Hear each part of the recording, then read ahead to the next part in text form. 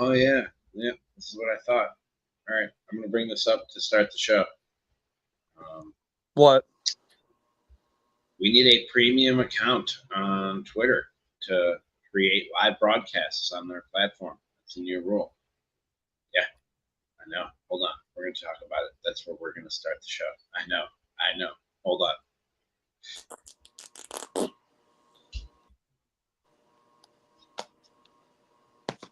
I found my wiffle ball.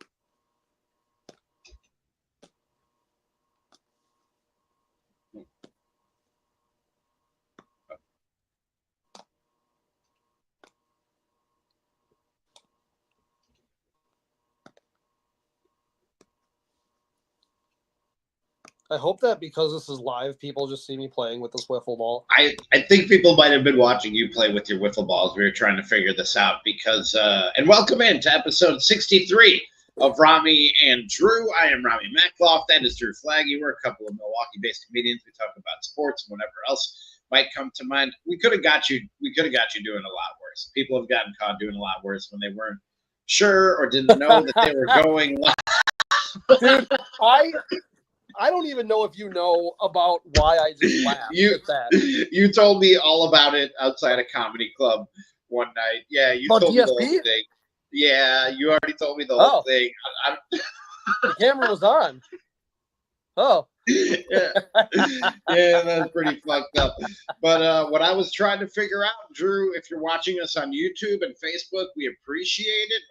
And check us out on YouTube, Spotify, and Apple. If you don't catch the entire episode, follow, subscribe, like, rate, review while you're there. But it appears, Drew, that we can no longer stream live, and we'll get to the sports in a second. We can no longer stream live on Twitter without a premium account, without shelling over the $8 to Elon for the blue check mark.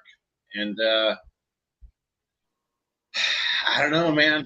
I don't know. That's pretty shitty. That's where we did a lot of our numbers. I'm not gonna lie. That's where we drew a lot of people to the page, like by the, you know, I mean, for us, like 4 digits per podcast we were getting, you know.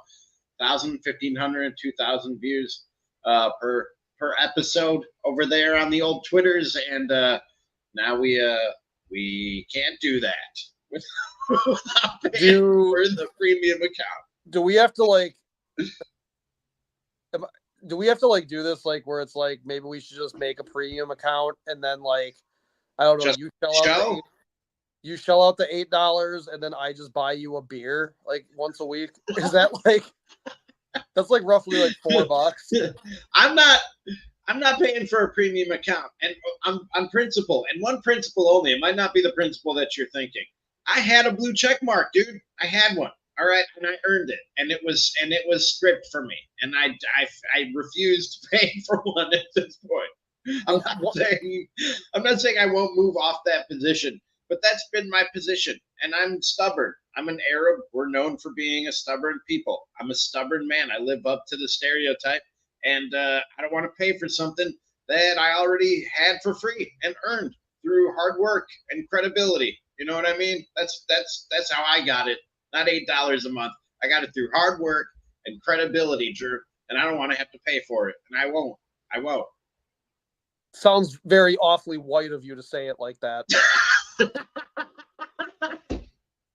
I earned it and they took it from me.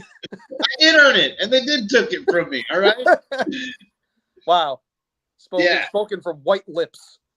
Yes. That's my American side coming up. Nothing more American than wiffle ball. So we'll see what happens. That sucks. But yeah, whatever. People will find us, right? On YouTube, Spotify, Apple. Like, subscribe, rate, review, tell a friend, all the good stuff. I think most people find us on Twitter. Yeah, dude. Yeah, we're gonna have to spend the $8. I should just tweet. I should have done this before we started the show because now I'm going to be distracted. But I should have just tweeted. This might have done a little damage. Like just tweeted, "Hey, we're going live over on YouTube. Here's a link." Right? That would have been the thing to do.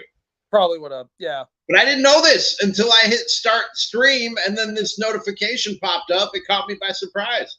Well, it's a good thing that we haven't done a podcast in like a week, and then that there's been nothing interesting to talk about either. Like, no, there's plenty. There's plenty interesting. There's plenty. Well, we got baseball trade deadline coming up, and then my favorite, like, what do we want to talk about? Do we want to recap? I forgot about the deadline. We'll get to that in a second. I thought this is where you'd want to start is that series that we just witnessed between the Brewers and the Cubs. That was, it was already pretty much over, but that was the dagger in the Chicago Cubs, at least as far as my hopes go. And before the series even started, Jed Hoyer, their president of baseball operations, he came out and said that they're looking to the future with any moves leading up to the trade deadline. So it's a pretty done deal. And honestly, I'm surprised you're not a little happier about that, given the whole Craig Counsell angle of the thing and the fact that you just put them to bed after he jumped ship for. And I don't want to say playing it down, but I keep saying like it's not. I don't personally care about that whole angle of it because I'm not a Brewers fan. I just like Craig Counsell as a manager, and I'm glad the Cubs hired him. But I do get why you guys are pissed or why it hurt when he did what he did, and it's got to feel pretty good to kind of get the revenge and put the final nail in their coffin here in this season. No, it felt it felt good to stick it to him. I think after like the first series of the year though, that the players didn't really think anything of it. It was just more like the homecoming, and like we are not losing to him at home. Like he's not coming into Miller Park and winning these games.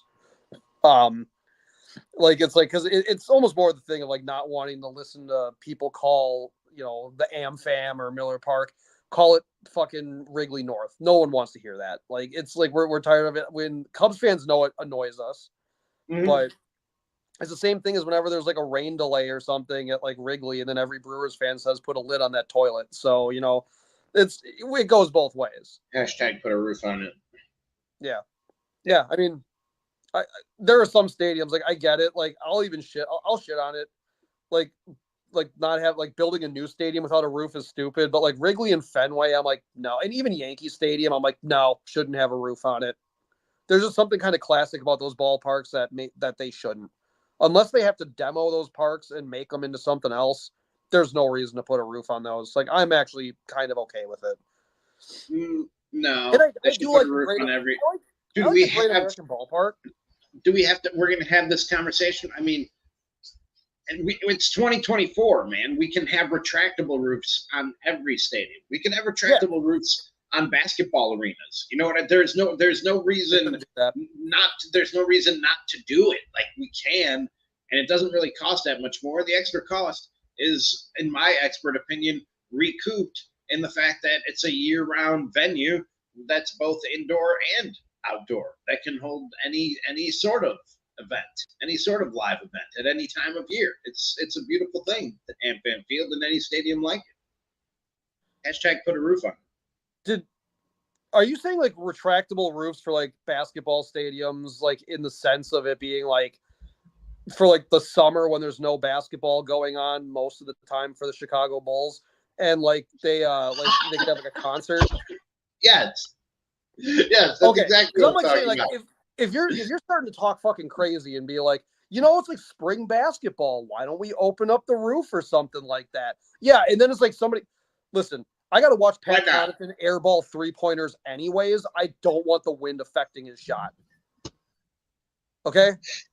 I don't think the wind will. It's a bowl. I don't think the wind will get in and affect guys' shots. They're not getting the ball that high up. I don't want to run this experiment either. Didn't somebody talk the other day, or a few years ago, not the other day, about building a retractable? I think it was Phoenix was kicking around which is a terrible idea in Phoenix because it's like 180 degrees out there. The floor would light on fire. It's made of wood. It'd be like a magnifying glass on an ant. Like it would. Yeah. Kevin Durant is 90 years old out there. You're gonna kill him with heat stroke if you do that. Did you see? We've gotten off topic very quickly. Did you see the? It's just a picture. I don't know if there's video of it, but Ant just absolutely posterizing Kevin Durant in a Team USA practice today.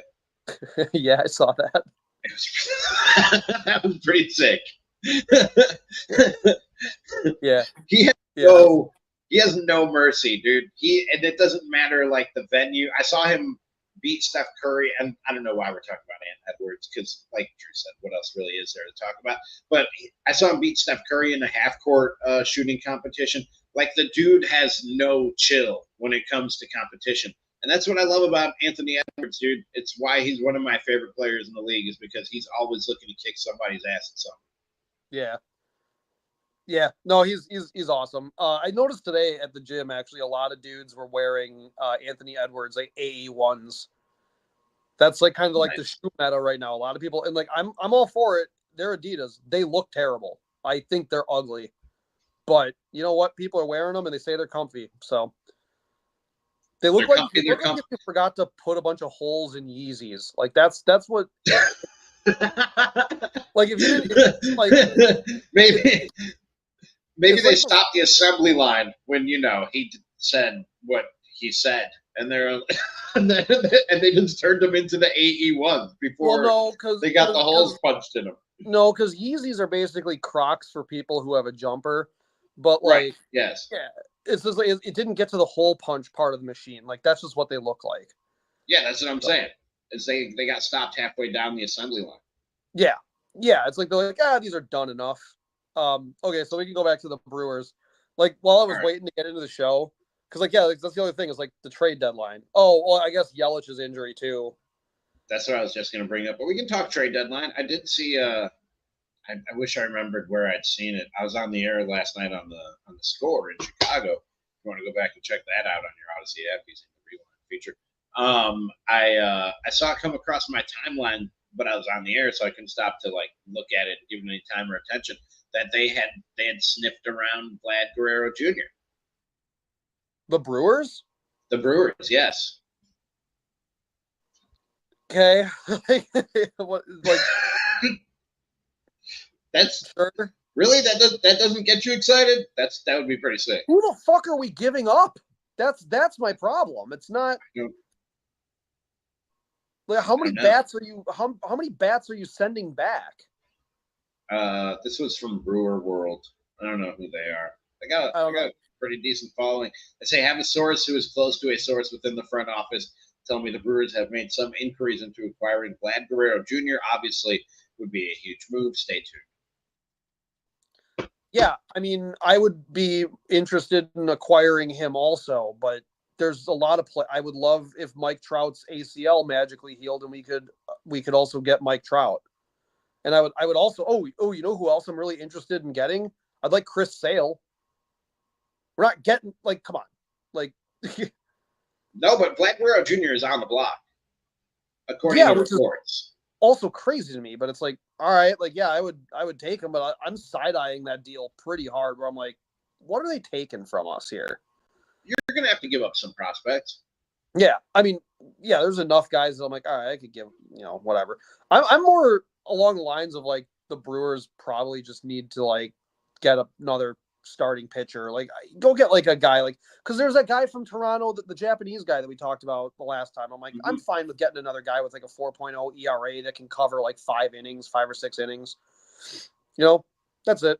And and you know that whoever you bring over, the Brewers will probably get the most out of them. Like whatever they're doing somewhere else, you can probably get a little bit better out of them when you get them here and get them in the pitching lab. Yeah, like Dallas Keuchel, I thought was even fine before we just DFA'd him or whatever. I'm like, that's okay. I don't know. Yeah, they didn't think he was fine. They did not think that he was fine. No, he had 2 good starts, but I mean, Savali has been decent, so I'm like, whatever. There's guys that they can go find and stuff, and like I mean, the back end of the bullpen is such a strength for the Brewers. I'm just like, just get it there without giving up like more than 3 runs. Dude, it's really crazy how they just keep on restocking that bullpen because they've had, first of all, you traded Josh Hader a couple of years ago and almost didn't miss a beat with Devin Williams sliding right into that role and a bunch of guys coming up behind him. Well, but even on top of that, they've had injuries this year, and there hasn't really been any point where, unlike the Cubs, where there was a long stretch of the bullpen really letting you down. And with the injuries that they've had, I think people might excuse it or at least understand it if they did go through a stretch like that. But they haven't, man, and they just keep finding different arms to bring up whenever they need one to bring up. And Devin Williams hasn't even thrown a pitch yet this season. Yeah, he's been only pitching those simulated games. Like, I thought that he would be back by now, but whatever.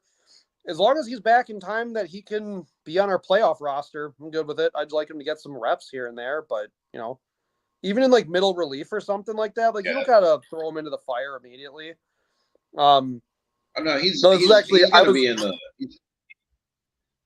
I was waiting to talk to you about this. When the Yelich thing came down yesterday, like that was yesterday, right? That Ken Rosenthal. I don't know. I think we're talking about the same thing. This was earlier today, 3:00 today. He said Christian Yelich intends to rest and rehab his back rather than undergo surgery that would have ended his season. Off-season surgery, though, is a strong possibility, the source says. Yeah, so, I mean, that's fine. Like, I would rather have the prospect of Yelich being able to come back. Literally, when this happened, it was so funny to me because, like, I was downplaying it. I'm like, yeah, you know what? Like, this could be a blessing in disguise. Like, you know, Garrett Mitchell's going to just be a lefty in the lineup. He's not going to have to worry about potentially losing his spot. Frelick's going to get more at-bats again. You know, it's like you're probably going to, you know, you're going to have a decent little lineup out there with a lot of young guys with a lot of stuff to prove. And if they don't play well, you all played better than Tyler Black did. So whatever, like you guys aren't going to lose your spots. Jackson Churrio's not going to lose his spot. He's been playing great. So like, I'm like, yeah, it's not a big deal. I was like, Yelich, you know, yeah, he missed a month or whatever, a month and a half. And he came back and he looked like MVP Christian Yelich again. And, you know, he was leading the National League in like batting average, and, you know, he was ripping the ball everywhere. He was getting on base. You know, he was doing everything that we know Christian Yelich can do. And like my dad texted me, he's like, "This sucks. Like, this is awful." I'm like, "Nah, he'll come back and he'll be fine." And then we got the thing where it's like he's gonna go see a back specialist on Thursday, and I was like, "Fuck!" Now I'm panicking. I'm like, now I'm not happy. Like, it was like literally one of those things. I'm like, it'll be good. He'll be back in like 20 days or something. You know, he'll have his little rehab. And then I was like, shit. How did I stop being the pessimistic one? And I see where you get the pessimism from. It's directly from your dad. You're a direct descendant of my dad's usually the one telling me to chill the fuck out. Like, I'm usually the one that's like mad. It's like, true. I've seen you chill the fuck out. Yeah, I've witnessed it. I've seen it. But I forgot hold on. What was the point about Yelich? It's good that he's avoiding the surgery and he's going to rehab and try and play this season.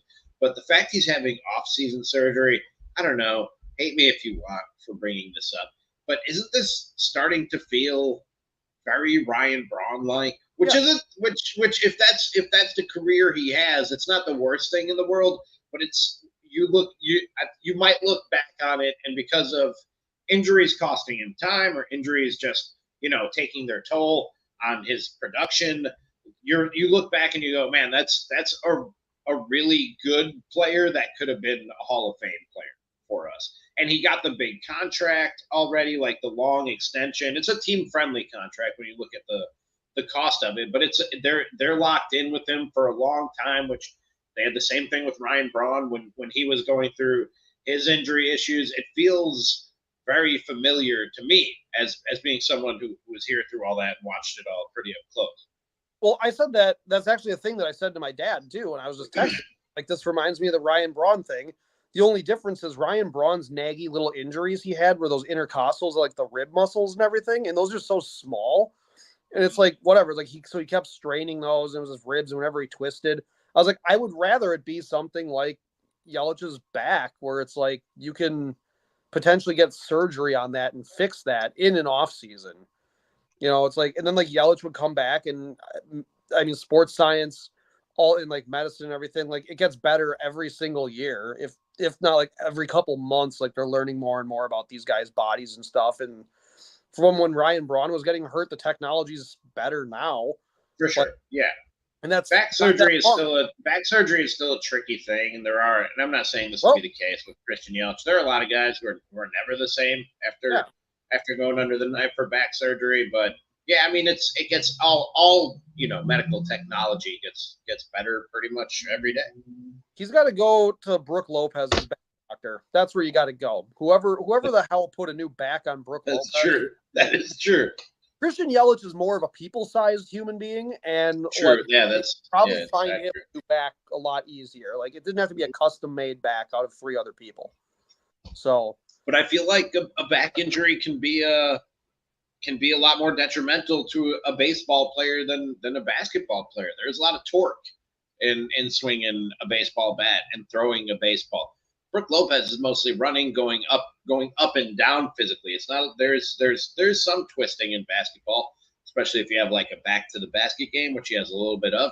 But with a swinging a bat or throwing a baseball, it's a lot of torque on the back and rib and intercostal area. Yeah, I mean, you're telling me. I mean, like my swing in wiffle ball didn't feel right for most of the season. Yeah. And yeah, who am I talking? I forgot I was talking to a top athlete. I'm sorry, that's my bad. And he has a wiffle ball in hand. He has a wiffle ball in hand for those of you who are listening on Spotify and Apple. Multi-sport athlete. Wiffle ball and gym basketball. I was a menace today. All right, I'll ask. What did you do today at the basketball court, Drew? Played 3-on-3. Fuck around and get a triple-double? No, but I played a game of 3-on-3 and I scored 12 of our 16 points. There you go. That's my boy. That's my guy. Outstanding. And then I lifted and got big and strong. Nice. Look at that. Did you take some creatine or protein powder afterwards? No, AJ does that. I just eat meat. That's it.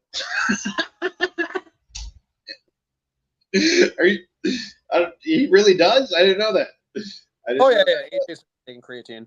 Oh yeah. No shit. Okay. Yeah. I don't know. I know AJ was trying to bulk up. I had no idea. No, he's doing knows who AJ is. He's doing ab ripper. P90X. Is he really? Yeah. Nice. Yeah, dude, we're getting jacked. It's the last summer anyway, so we're all getting jacked. It's not the last summer. You didn't? I mean, things might be different. It's the last things summer. Things might be very different after this summer, but it's not going to be the last summer. Nuclear winter. It's coming up. I don't think that's happening. Some stuff could happen. I'm not saying some stuff couldn't happen, but I don't think that's happening. Just stealing another one? Should we?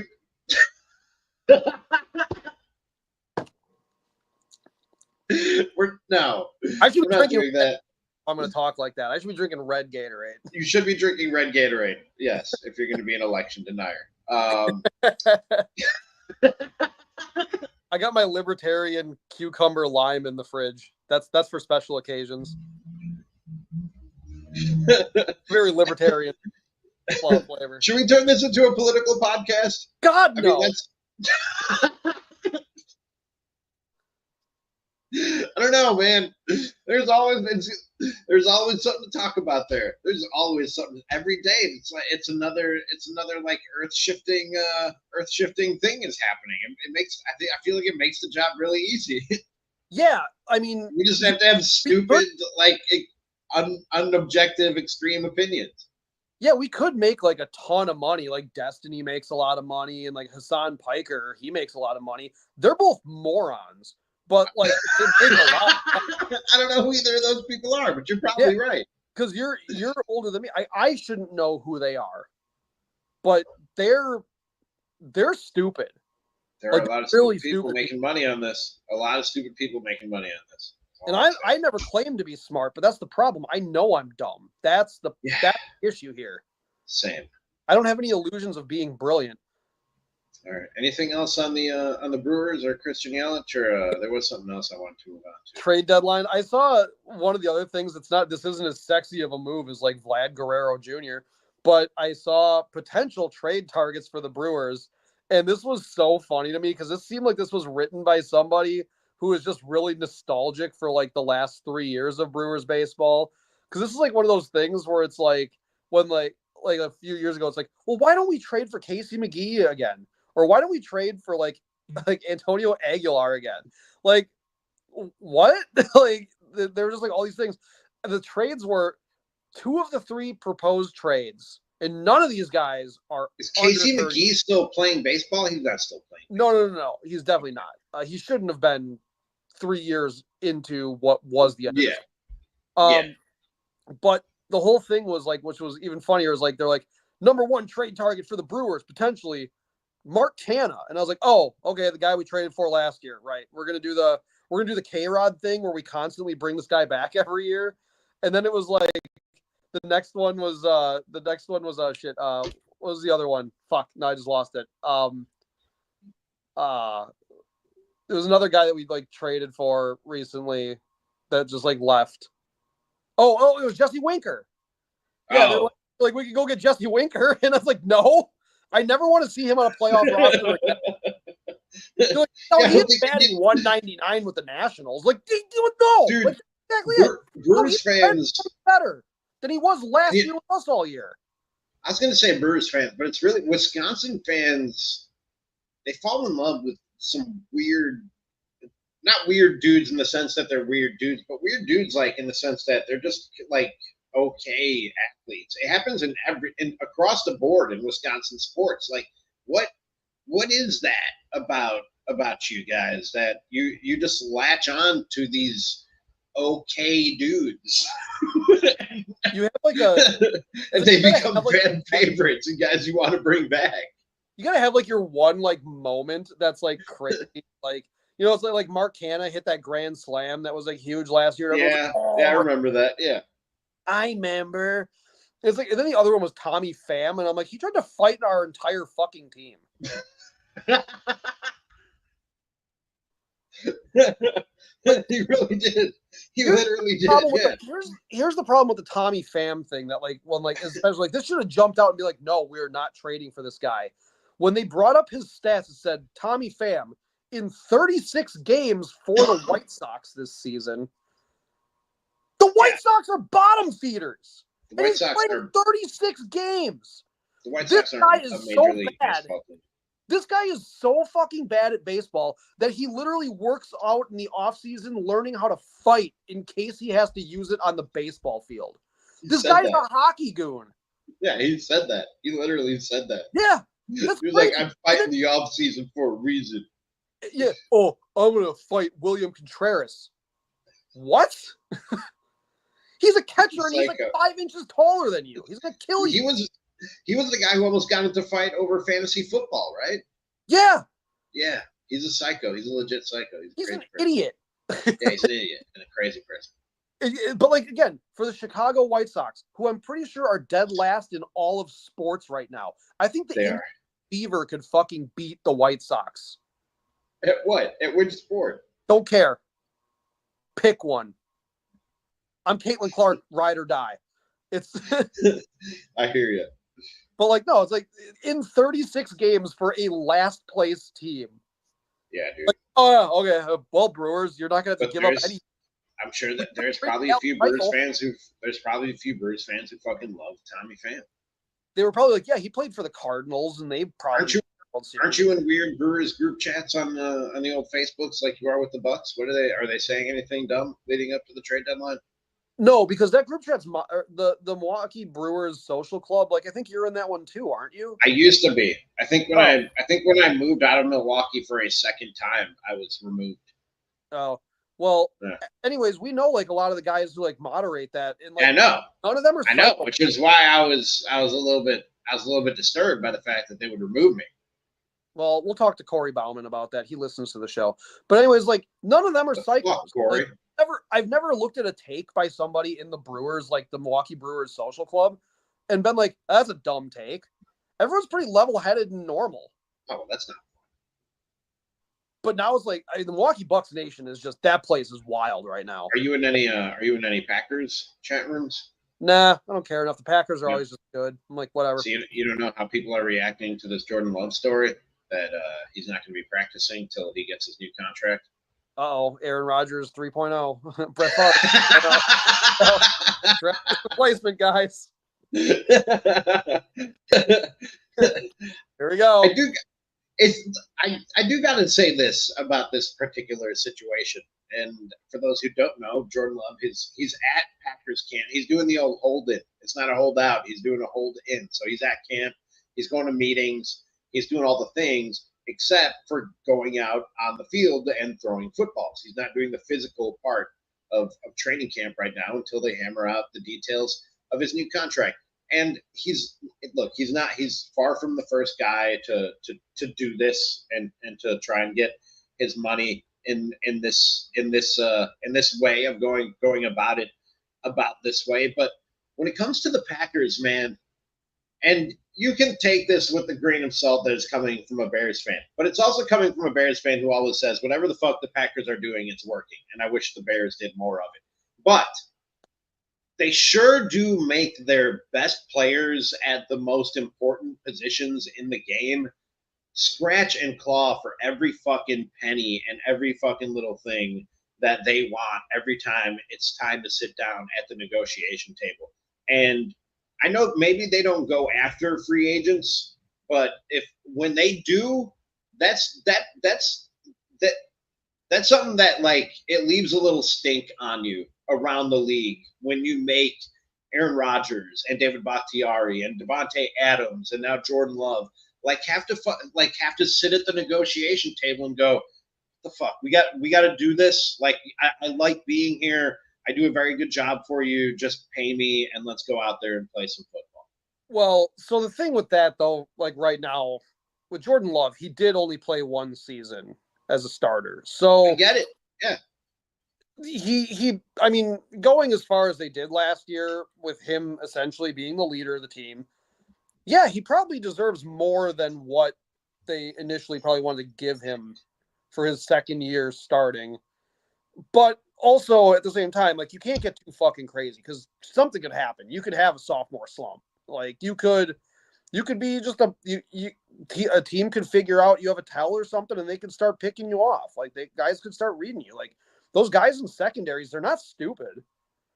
Like, a lot of the times, like, they have like do like those the IQ test or whatever. Like, usually, like, guys in like the secondary score the highest. Yeah, and I don't know if he can do what he did in the second half of last season consistently for a 17-game season. But at the same time, I say this all the time when it comes to contract negotiations. The Packers lined it up in this way in terms of the timeline on Jordan Love. And whether or not you have to decide right now how much of a fluke you think the second half was last night.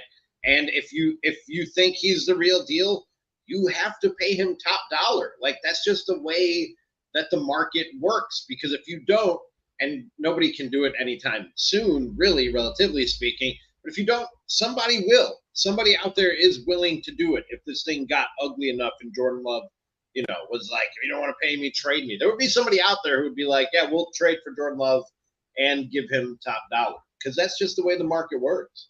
Yeah. Yeah, no, I totally agree. Like, they can't be offensive about it, but, like, they also can't just be willing to open up a blank check here and just be like, well, here we go, guys. It's like, we're just paying out everything. It's like, you can't do that either because you want to, at least for the good of the team, have some wiggle room to keep this core together if you think this core is that good. Because I still don't think that a quarterback is the greatest player out on the field without some pretty damn good players around him that fit the way he plays too. Sure. Like, Favre had guys that could pick the ball off their fucking shoelaces. Aaron Rodgers never needed that because he put the ball right in their breadbasket every time. I say that all the time. Like, quarterbacks aren't just like, they don't just fall from trees. Great. Like, their environment matters. Who they're playing with, who they're playing for, all that stuff matters. But at the end of the day, they're the guys who get paid and who have the biggest thumbprint on the game. And I'm just saying, like, you can't just give them a blank check. You're right. But when it seems like it's pulling teeth every time one of these guys, again, I'm talking at premium positions, quarterback, wide receiver, left tackle, like, when it's pulling teeth every time you have to sit at the negotiation table with those guys, and it's never like, it doesn't seem like it's ever just hammered out and smooth sailing and you go into the season with no noise around it. to me, it rubs me wrong if I was an NFL player and looking at the Packers as an organization. So I think that this first contract here, it shouldn't rub him wrong, and there shouldn't be any bad blood or anything like that. If they do this to him again in 5 years, or if they do this to him again, in like 6 years, 7 years, if they do the same shit that they did with Aaron Rodgers and just kind of dicking him around and then like not listening to his input and everything, yeah, he should get offended. And yeah, I would say, honestly, as a Packers fan, leave before it gets ugly. Don't drag out this shit and be like, look, it's the organization again. Because I think I'm still of the belief that the organization screwed up the Aaron Rodgers situation. I said that too. There were mistakes made on both sides, but I think the Packers started that snowball down the hill. Yeah. I mean, it's the same defense because, obviously I'm a bigger basketball guy here. But, like, Giannis, I give him whatever the hell he wants until he destroys this team. That's you it. Just brought up, you just brought up Giannis, and I did want to say, okay, we're not a political show. I'm not a jumper. No, I wasn't going to talk about his jumper. I don't know if you saw, but so Donald Trump was talking about the convention and being in Milwaukee, and he was talking about the arena, and then like you know how he talks, like he just like it's word association. You know what I mean? Like thoughts just occur to him that are connected to the words that are currently coming out of his mouth, and he goes, "They got a good basketball team. They got a good basketball team. The Greek, they got the Greek. You know the Greek." And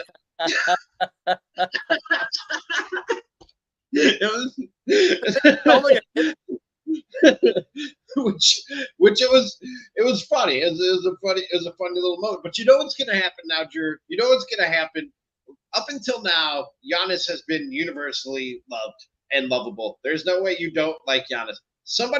Even though it's just a throwaway moment and it was just funny and we're laughing about it right here, somebody's going to ask him if he heard what Donald Trump said about him. It's going to get asked when they get together for the Olympics. And he's going to say something that is going to be innocuous and innocent, but it's still going to piss off half the people. And it's going to be the first. It's going to be the first thing. It's going to be the first chink in the lovable armor around Giannis that makes him so universally loved. You're saying that's the first chink in the armor for Giannis? Because let me tell you something. You haven't been listening to Stephen A. Smith or Brian Windhorst, the Milwaukee Bucks Nation. Donald Trump endorsing our best basketball player is by far not even like top 3 things they'll complain about. I'm just saying. The fact that Giannis didn't know that he could dunk Oreos in milk, that was a controversy. That was, yeah. And they're like he should be in New York where they know where Oreos go. No, but I'm serious. As far as fans go and Bucks fans, somebody's gonna ask him about it, and no matter what he says, because of the political climate that we have now, it's gonna make half the people upset. It's gonna piss off half the people. I don't think so.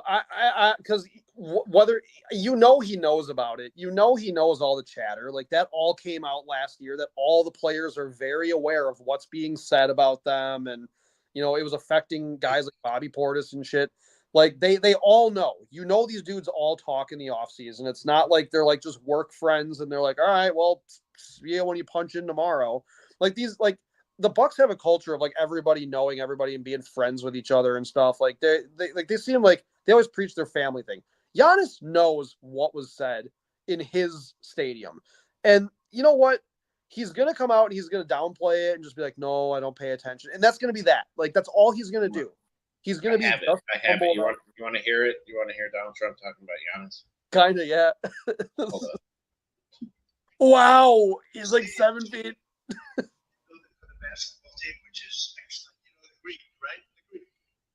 He's a good player, but they built the team, and it was like it's one of the most. I think. Okay, that's not coming through, right? But wait, did you didn't hear that? You didn't hear the stadium is basketball team, which is excellent. No, it's not coming through. I wish I could share clips, but I don't know. StreamYard freezes up every time I try to share a clip. Share a clip on the screen. But yeah, it's pretty funny. More importantly, until it ruins again. Like I said, the perfect image of Giannis to half the people, whichever half it is, it's going to be one half. Do you remember when a couple like when we won the championship, the black jerseys that we had that had the blue line through, like it had like the cream stripe and like the white stripe and the blue stripe, and literally again called those Blue Lives Matter fucking jerseys. Like, dude, like whatever. Like they're gonna be like Donald Trump endorses the Milwaukee Bucks. Fucking hate us more. I don't care. All right. I like my team. I don't give a shit. Yeah. I don't either, and I don't either. And we will continue to root for the Bucks, and we'll continue to love Giannis. But I'm telling you, when he's asked about it, whatever his answer is, half the people aren't going to be happy about it. Even though it's again just a total throwaway, innocuous moment. This is going to be the first thing. Like I said this, Aaron. People told me like, oh no way, Giannis will be loved forever by everyone, and I was like, y'all thought that about Aaron Rodgers at one point. Y'all thought that about Ryan Braun at one point. There's at some point a pivot where a guy turns off a certain section of the fandom. And I'm just saying, like, and it's stupid. I'm not saying it's right. It's stupid. This might be it. When somebody asked him about that moment of Donald Trump saying, the Greek, he's a very good basketball player. Yeah, but he said very good. He didn't say like number one. So it's like, and you know, Trump likes Luka. It's got to be Luka. It's got to be Jokic. Luka's an immigrant. He doesn't like Luka. Giannis is an immigrant too. What the fuck are you talking about? It's true. Have you forgotten Giannis? Oh, you mean that German Polish name Giannis Antetokounmpo? Guy doesn't like either one of them, if we're being wow. I can't believe that. We got old Giannis Smith out there. We've gone too far down this road. There's just one more thing I wanted to mention. I don't know. I want to say one more week till football, Drew. One more week till my Chicago Bears, till Caleb Williams makes his NFL debut at the Hall of Fame game, baby. 1 week from tonight, Drew. NFL season starts and a new fucking era starts in the NFC North. Are you ready? Are you ready for this, Drew? 1 week. Because Jordan Love is going to not play all preseason, and then he's just going to come out there and fucking drop 6 dimes just immediately. Yeah, okay. That could very well happen. That could very easily happen. I am itchy for football. I don't know about you. I'm itchy for football. I'm overplaying the Caleb Williams new era thing a little bit. Well, picking on my sarcasm, but I'm itchy for football. I'm ready. I'm not, because my baseball. Because your baseball team is good. Yeah, I know. Fuck you, dude. In the thick of it right now. Yeah. Arguably, our best player just went down with an injury, and I'm like, this is fucking great. I'm having a blast watching these guys. It is a fun baseball team. I was gonna say this though, like I know you're not a fan of the Olympics. I know you're not a fan of playing for your country and everything like that. But Giannis's jumper is looking pretty nice. Like, is it? Got a pretty quick release. But you know what? I'm not doing this. There's been at least 2 or 3 off seasons where I see some grainy ass footage from some place where he's practicing or playing, and they're like, oh, his jump shot is different. He's got it. He's cracked the code, dude. I'll believe it when I see it in NBA games. Yeah, and quite honestly, I'm at the point. I've reached the point, and I where I don't need him to be a great jump shooter. He's a great player the way that he is now. If he finds a jump shot, my guy Gary Ellerson, who's recovering from back surgery, get well, GE. He's right here over my left shoulder, actually. He said 5, 6, 7 years ago on the air, he was like, if Giannis can become a good jump shooter, we're talking Jordan territory. We're talking GOAT stuff. If he can add that to the repertoire that he already has, and I don't know that he can ever reach those heights, and I don't need him to. If he does, great. But I'm not falling for the banana in the tailpipe, to quote Axel Foley from Beverly Hills Cop. I'll believe the jump shot is there when I see it in real basketball games. I would like just to see if it's over, because it looks like he's been pulling up a little bit more confidently, and it's like he's pulling up at like the free throw line. Like he's not. It's not like he's doing step backs, and he's not like trying to beat guys off like the dribble with with ISO and everything like that. He's just taking a nice little pull up jumper, that gets the guys backpedaling. There's a nice little space, given he's playing against essentially G League players. But still, we'll see if it translates. If it translates, it translates. If it doesn't, well, he can just go back to the other thing. We can just let Dame rain 3-pointers from half court. I'm fine with that too. I'd like him to be an average free throw shooter. But if that never happens, fine, whatever. He's still going to be probably. He could be a top, I don't know, 10 player all time when all is said and done. If not, he's got to get. He's gonna have to get another ring. Here's the thing with that though.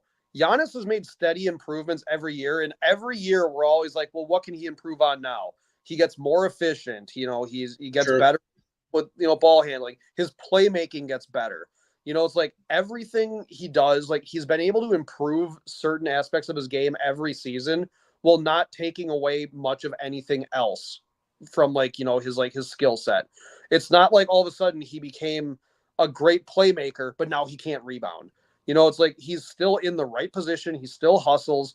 You know, he was, besides the playoffs, he was relatively healthy last year. He only missed 9 games in the regular season.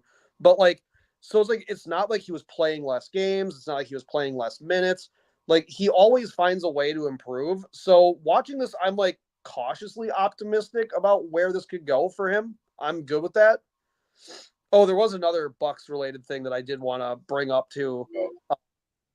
I think it was behind the Buck Pass. I think they had an article. I forget who it was that wrote it, but it was about Pat Connaughton's minutes and what they might look like. Like obviously Pat Connaughton is not going to be starting on this team, but it's his before the season projections for 36 minutes a night is 10.7 points per game. And they have him taking 6 3-pointers per 36 minutes and making 2 of them. Pat Connaughton is going to be deep bench.